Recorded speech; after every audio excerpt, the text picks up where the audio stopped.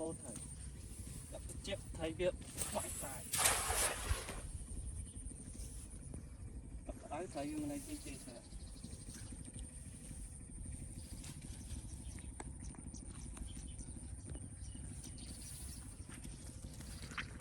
mua một plate là mà nư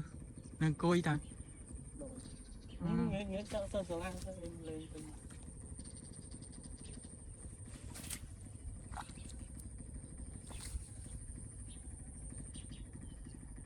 họ đóng kia nó vẫn nó thầy tụ lột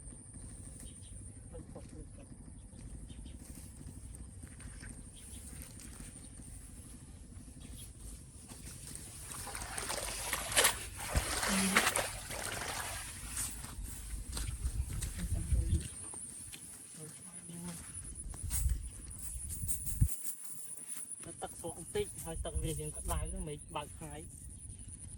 tam xe có mấy thằng giờ lột cái bóng cái mùi mệt và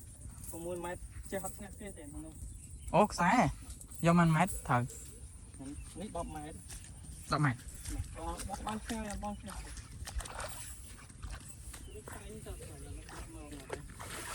anh ấy chưa mua nha chưa đi đừng mong à ít rồi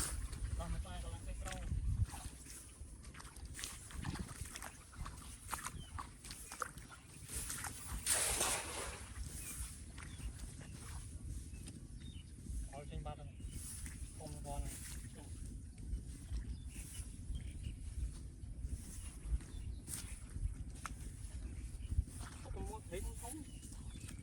nó cái sáng thầy tú thầy được liếng thì anh thầy sò anh bên thầy lòi chui ra một lòng phục phục mua khoách này chớ này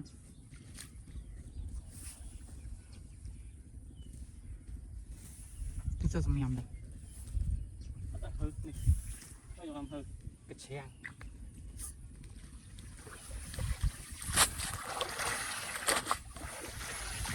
như thế sao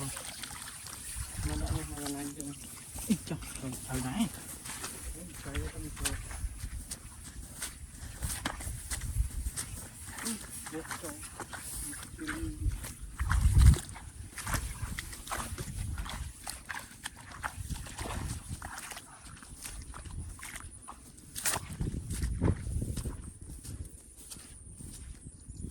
ăn con thầy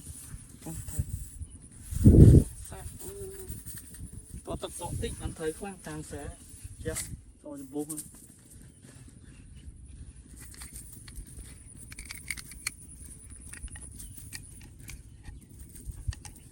chẳng được bay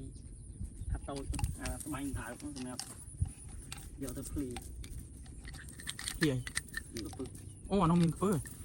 tôi bố có phơi tôi dùng ngái ngọt à ô lúc anh khăn sớ là tôi gặp tên bên thầy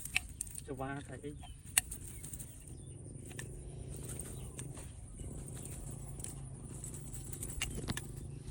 muốn nhắm bóng để xịt thầm lên cái đó nó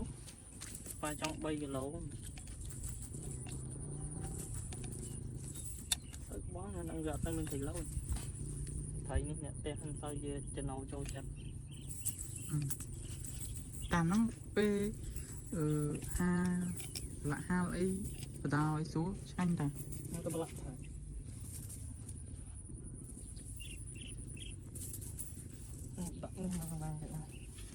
đang chụp chơi rồi bó lật đỏ lục cú